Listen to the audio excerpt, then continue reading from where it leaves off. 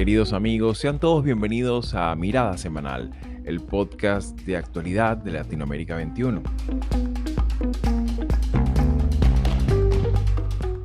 Como todos los domingos, analizaremos las principales noticias de la semana con el respaldo intelectual de Marisabel Puertarriera y Manuel Alcántara Sáez.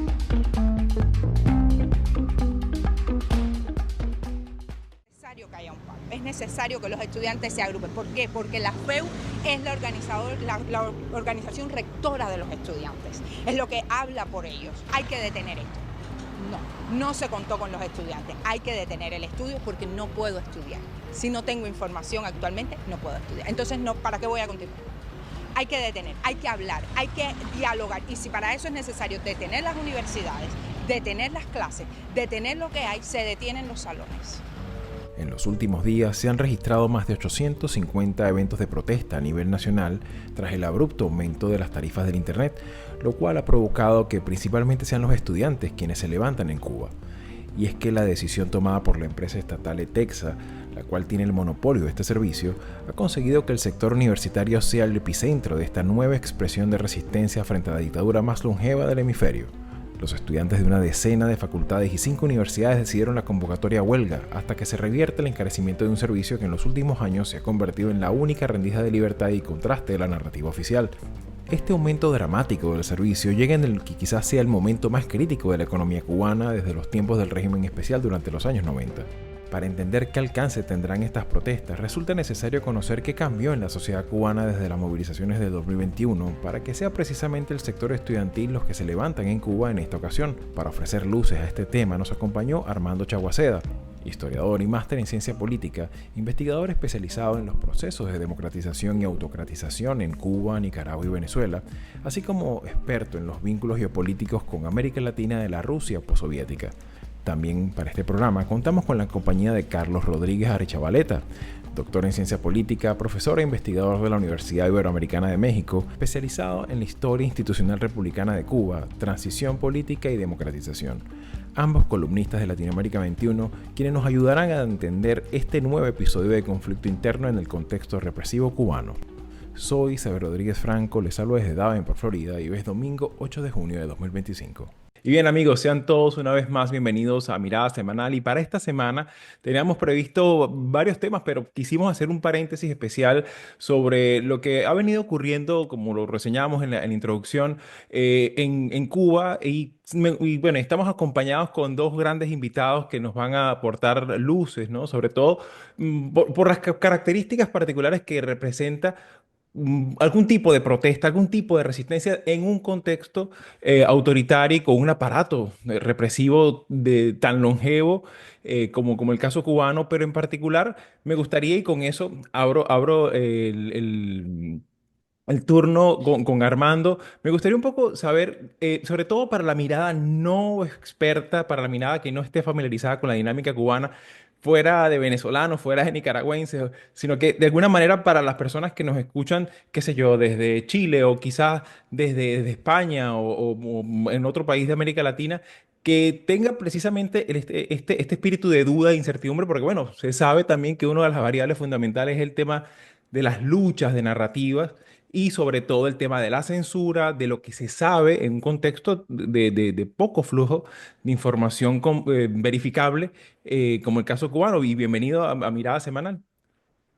Gracias. Pero bueno, creo que quieres ir el porqué de la excepción, ¿no? Para explicar al público, ¿no? A ver, yo lo diría en términos muy sencillos. Cuba es el único caso de régimen de diseño totalitario en el hemisferio occidental. Ese diseño atravesado por fases en la praxis, ha tenido momentos más duros, y ahora, y creo que el doctor Rechavaleta coincidirá conmigo, corresponde a lo que se ha llamado un modelo post-totalitario que Juan Lins desde la academia y Václav Havel desde el activismo describieron, que es como un totalitarismo con fallas y fisuras.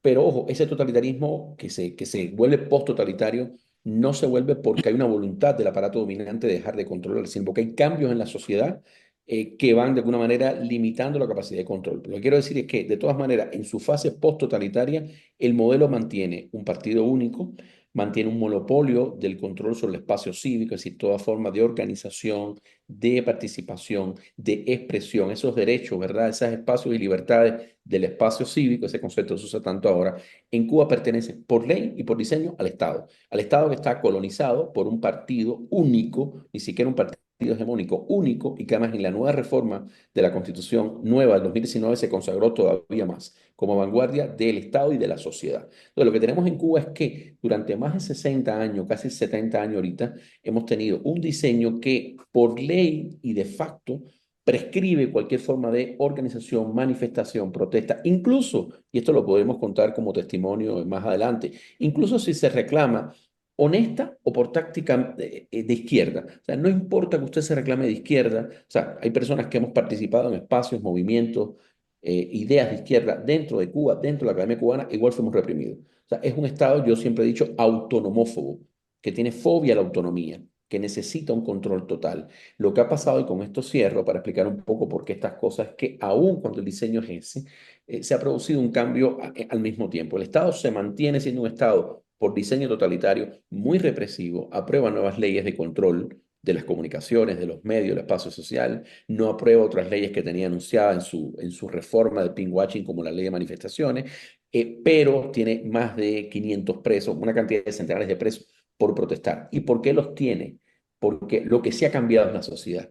Es decir, el régimen se mantiene siendo el mismo, el Estado, que no es necesariamente el régimen, el Estado como conjunto de burocracia sigue reprimiendo, pero provee cada vez menos. Es decir, el orden totalitario se mantiene sobre tres pilares.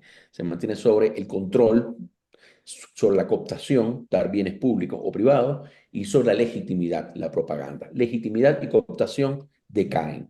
No hay para repartir, no hay para convencer, pero hay para reprimir. Sin embargo, en ese entorno donde el Estado, como conjunto de burocracia, y el régimen como diseño, se mantienen en el corsé totalitario o post-totalitario, la sociedad es la que ha cambiado. Claro. En sentido negativo, es más pobre, es más desigual, está más erosionada, se ha desangrado por la migración que hemos tenido de los últimos años, una cantidad enorme, pero que los venezolanos pueden entender bien, pero al mismo tiempo una sociedad más vocal, más insatisfecha, más conectada. Yo diría, con esto cierro, que es una sociedad que parcialmente, sin perder el Estado los resortes de control y de terror, aunque sí los de cooptación y legitimación, la sociedad se ha vuelto más rebelde y se ha parcialmente destotalizarizado.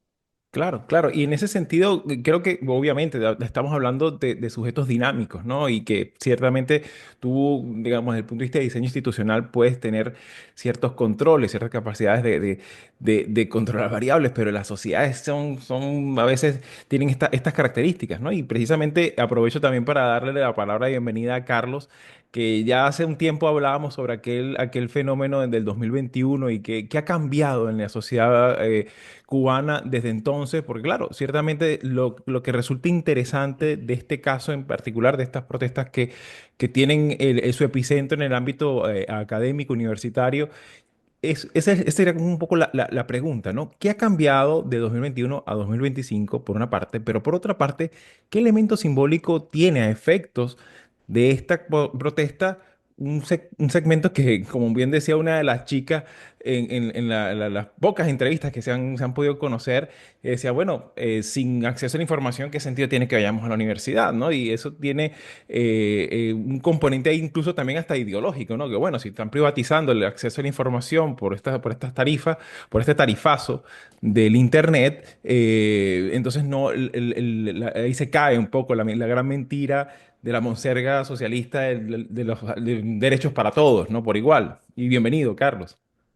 Muchas gracias, Javier. Buenos días a los colegas. Bueno, perdón, sí. Eh, bueno, yo coincido en general con Armando Chaguaceda, con el colega, en los elementos del diseño. Yo creo que agregaría que el post-raulismo, es decir, la etapa posterior a Raúl Castro, modifica algunos componentes no solo de la sociedad, de la dinámica social en Cuba, acentúa la pluralización, la diferenciación, la creciente autonomía, sobre todo en determinados sectores, sino también modifica las mismas características del régimen.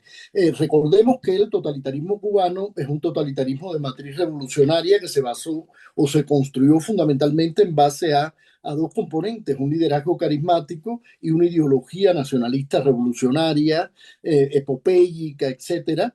Y esto se viene agotando con Fidel Castro, pero el liderazgo histórico de Raúl todavía, digamos que intentaba mantener ciertos componentes ideológicos de usar, digamos, elementos de ese nacionalismo.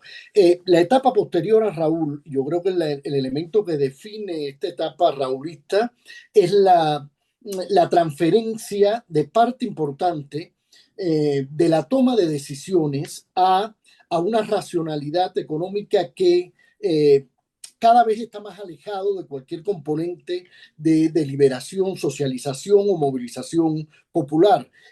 Y entrega, por supuesto, a sectores militares esta capacidad de toma de decisiones. Hay yo le llamaría una pragmatización, incluso servicios que se ofrecían como parte del paquete ideológico de la Revolución Cubana, los servicios médicos, por ejemplo, se empiezan a mercantilizar, se convierten en parte de esta estrategia de sobrevivencia, porque esto está asociado a un agotamiento de un modelo que cada vez tiene menos recursos de legitimación. Y ese es el pragmatismo que vemos en la toma de decisiones, que es bastante caótico, que es a veces suceden cosas impensables, no solo decisiones, sino afortunadamente cada vez vemos más reacciones sociales disruptivas, movilizativas, frente a estas decisiones. Y un poco esto es lo que explica lo que está sucediendo con el Texas. Si uno revisa, por ejemplo, la narrativa del programa desde la presidencia ayer, donde el presidente Díaz-Canel habla con la directora de Texas y con el viceministro de Comunicaciones, uno se da cuenta que la crisis de Texas no es de ayer. La crisis de Texas es de 10 años. Es decir, fundamentalmente le adjudican la medida, el tarifazo, es decir, 350 pesos cubanos, es lo máximo en recarga, entre 6 a 10 gigabytes. La recarga importante tiene que venir en dólar desde el exterior. Es una forma de obtener divisas en dólar porque la economía sencillamente está agotada, pero cuando uno revisa la exposición de la directora de Texas, se da cuenta que es una empresa prácticamente en quiebra. Claro, Ellos aducen fundamentalmente caídas de ingresos internos, deterioro tecnológico, secuestro de las recargas internacionales, algo que viene sucediendo hace 10 años. Claro, Entonces claro. ahora de pronto pues están en crisis. Y lo interesante de esto es que, y ahí es donde yo creo que está el punto de la reflexión, lo que está sucediendo con los jóvenes universitarios, esta reacción de universitarios en diversas o en casi todas las universidades del país, demuestra que hay un descontento que ya no es difuso, que es latente y que en cualquier momento puede expresarse y que se viene expresando, de hecho, en los últimos 10 años de formas muy disímiles. En el mundo de la cultura, en el mundo del arte, en Claro. ciertos sectores profesionales, sociales, etc. Entonces, Sí. yo que estudié en la Universidad de La Habana, en la Facultad de Filosofía, Armando también conoce la Facultad de Filosofía de la UH, fue de las primeras en expresarse, me ha llamado muchísimo y he intentado recordar mis 5 años en la Facultad de Filosofía e Historia de la Universidad de La Habana, esa asamblea donde los estudiantes emplazan autoridades del decanato, de la rectoría, donde hay oficiales clarísimos de vigilancia y control de la seguridad del Estado, el partido a nivel de facultad, la Unión de Jóvenes Comunistas, la FEU, que independientemente de su historia republicana, de lucha, etcétera, sabemos que es un aparato de socialización, movilización y control político en las condiciones de Cuba. es ciertamente, estamos en una etapa cualitativamente diferente Claro, y de relación sociedad-Estado en Cuba. Entonces, y es la expresión de una crisis estructural persistente.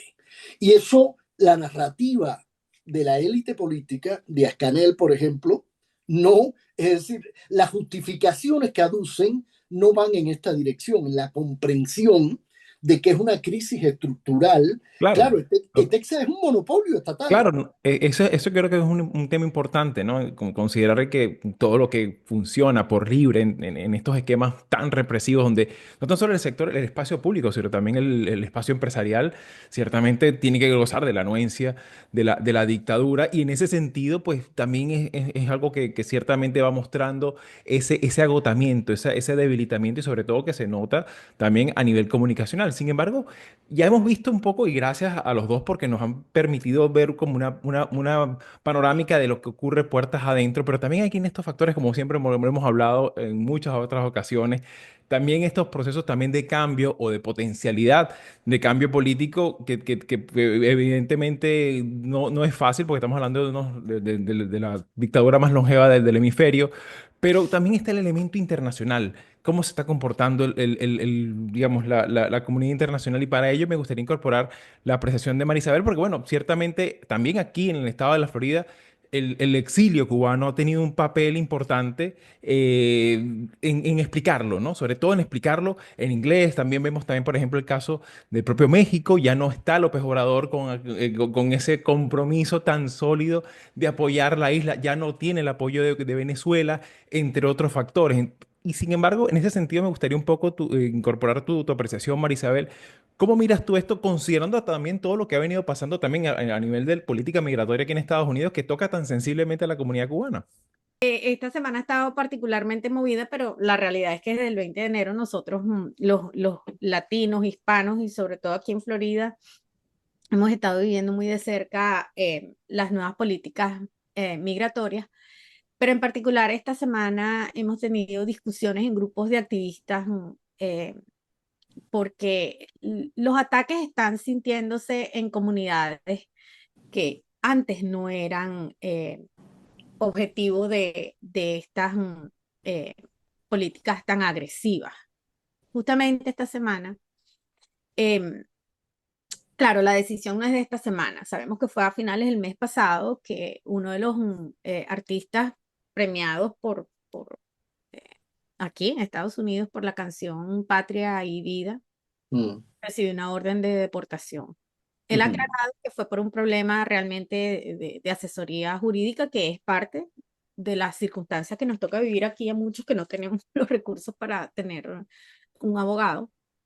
Sin embargo, no deja de llamar la atención que esto está ocurriendo con alguien con ese perfil. Mientras tenemos a unos representantes de origen cubano que están haciendo malabarismo, eh, se están contorsionando de tal manera que no despierten la ira del presidente, pero tampoco pueden ignorar que la comunidad cubana está siendo atacada. El problema que yo veo, más allá de lo doméstico, es que nosotros hemos creído, y sobre todo los cubanos han creído por décadas, que la presión internacional es necesaria para ir minando las bases del régimen de La Habana. Em, Eso se ha adoptado, se ha asimilado en el caso de la oposición democrática en Venezuela. Se ha apostado por una combinación de esfuerzos en el terreno con la presión internacional. La presión internacional ha fracasado. En todos los escenarios ha fracasado. Uno, porque no ha sido una estrategia uniforme. Ha habido países con un poco más de compromiso que otros. A la larga terminan cediendo. Y ese es el escenario que tenemos ahora. Tenemos a una administración que de nuevo muestra señales de no tener claridad, al menos desde el punto de vista de la coherencia de una política exterior, Sabemos que, por ejemplo, la negociación que hubo con los tres representantes cubanoamericanos el mes pasado, para la propuesta, la maqueta de lo que se está discutiendo ahorita, que es el presupuesto, ahí hubo una negociación.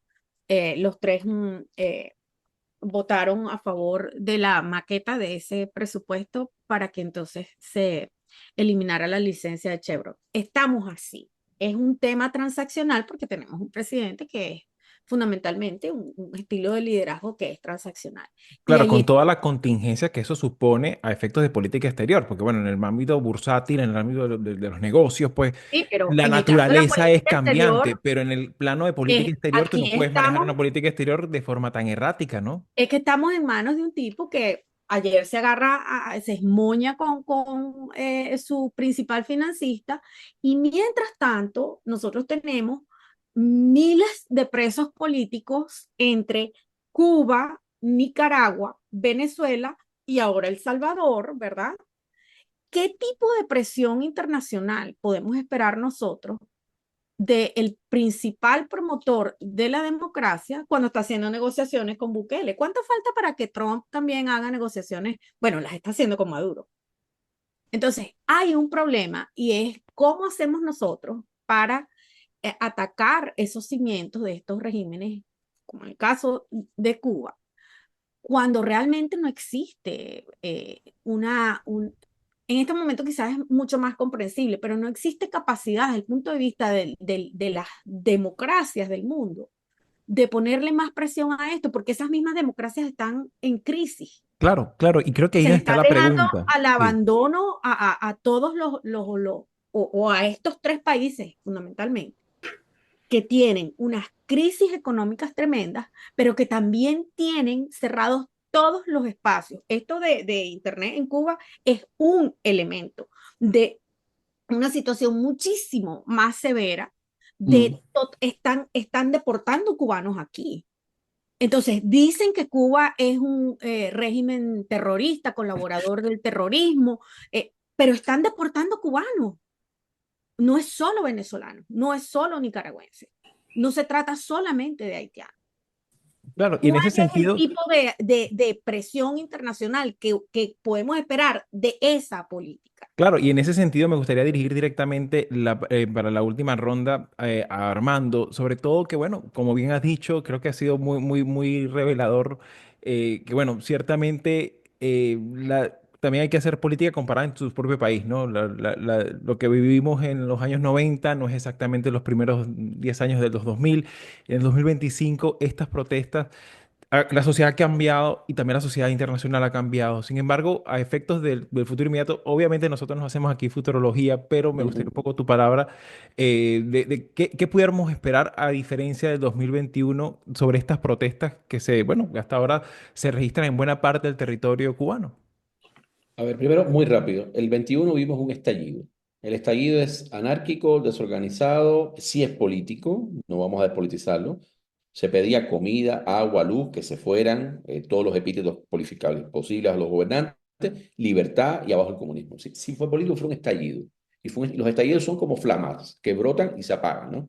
No, que deja un legado en la gente, bueno, de gente de familias destruidas por los presos, pero deja un aprendizaje. Ahora, esto es diferente porque esto es una rebeldía que emerge del Mm. seno de instituciones que el régimen tenía controladas. Esto es una cosa radicalmente nueva, número uno. O sea, lo otro es un estallido masivo anárquico, no sé cómo lo vea Carlos, que es politólogo también.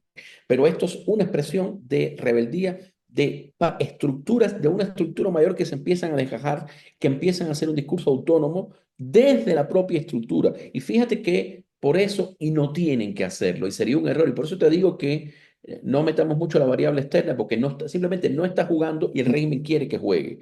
Esto no es una reforma para un mejor socialismo, esto no es una reforma para una transición liberal. Aquí la ideología está en segundo plano. Lo que está en primer plano, si podemos llamar ideológico, un reclamo de dignidad, justicia, justicia social, es decir, la apropiación de los símbolos del histórico del régimen, llamado revolución alguna vez, y el uso de las estructuras establecidas.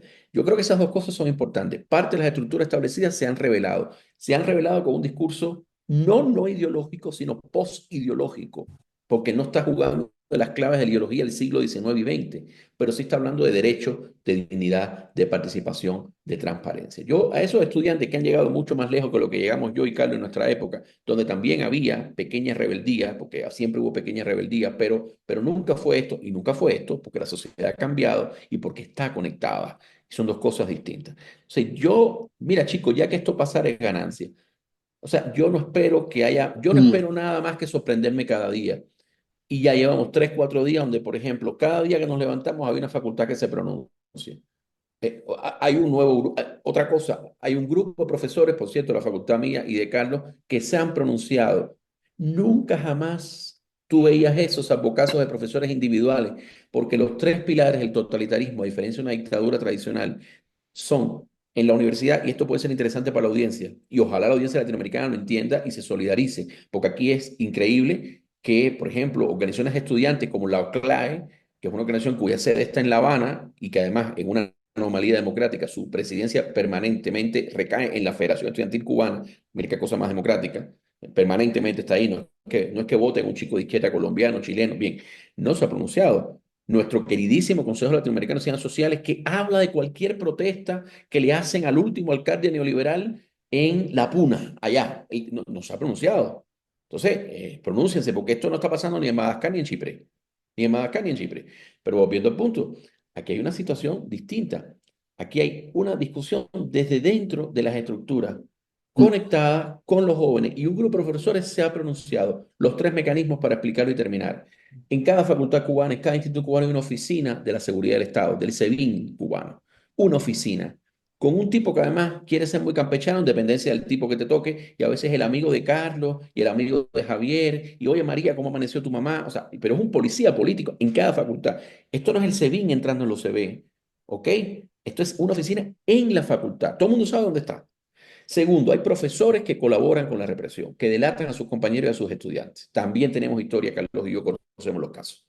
Y la tercera fila, que es la más insidiosa, o quizás la primera línea del totalitarismo, es la familia, que te dice, que te traslada el miedo, no te quemes, gradúate para que te vayas. O sea, no hay cosa más triste, la familia te diga, gradúate para que te vayas, porque aquí te vas a buscar. O sea, yo prefiero que te alejes de mí para que hagas una vida. Eso lo vivimos Carlos y yo muchas veces.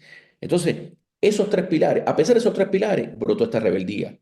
Yo no les pido que se monten en un manifiesto Robert Dahl ni de Carlos Marx. Yo pido que la gente siga esto, que los acompañe, que haga solidaridad, la Academia Latinoamericana, los movimientos estudiantiles latinoamericanos, y que entiendan cómo, a pesar de ese entorno, brotó esto y está brotando. Ahora acaba de pronunciarse otra facultad de Derecho en otra universidad. Es lo que yo diría. Claro, claro. Y en ese sentido también me gustaría un poco también tu palabra de cierre, Carlos, porque ciertamente también nos gustaría ver también qué posibilidades y potencialidad tiene estas protestas, también para llegar a un ámbito de carácter nacional. Lo hemos visto en muchos centros universitarios, pero ¿qué potencialidad tiene esto de expandirse, digamos, a nivel territorial? Mira, Javier, desde mi punto de vista, bueno, yo coincido con los dos puntos anteriores. Yo creo que la ambigüedad de las estrategias de los gobiernos de la región, y no solo de la región, sino también de la geopolítica, hace muy difícil ser predecible, ¿no? El desenlace. El caso cubano, por ejemplo, a pesar de la crisis estructural sistémica, cada vez que el régimen tiene digamos, un momento muy difícil económicamente, financiera, comercial, etcétera, entra una ayuda, por ejemplo, de potencias, de aliados ideológicos como Rusia o China o algún gobierno latinoamericano progresista y digamos que le da un respiro.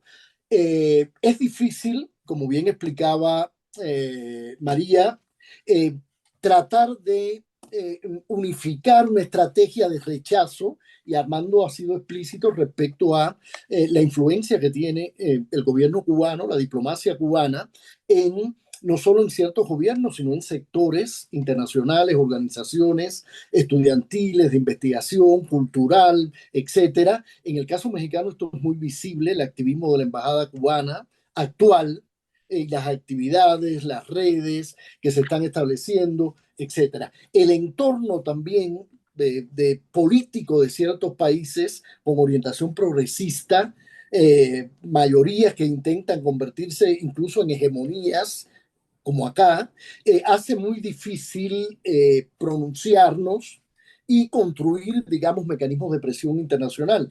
Pero lo novedoso, yo creo, lo que está pasando en Cuba, Armando lo decía muy bien, es ya no es un sector, ya no es una explosión disruptiva, momentánea, en cascada, imprevisible, como el 11 de julio. Esto que está sucediendo dentro de instituciones controladas por el Estado, con jóvenes universitarios, facultades de medicina, facultad de filosofía e historia, facultad de derecho, facultad de matemática, en el seno del propio régimen. Yo creo que esto es sumamente importante, no hay que pedir una movilización masiva, no hay que pedir radicalizaciones, mucha más presión. Yo creo que irá tomando su propio cauce y que ha puesto en jaque, demuestra una vez más que ese descontento latente que está presente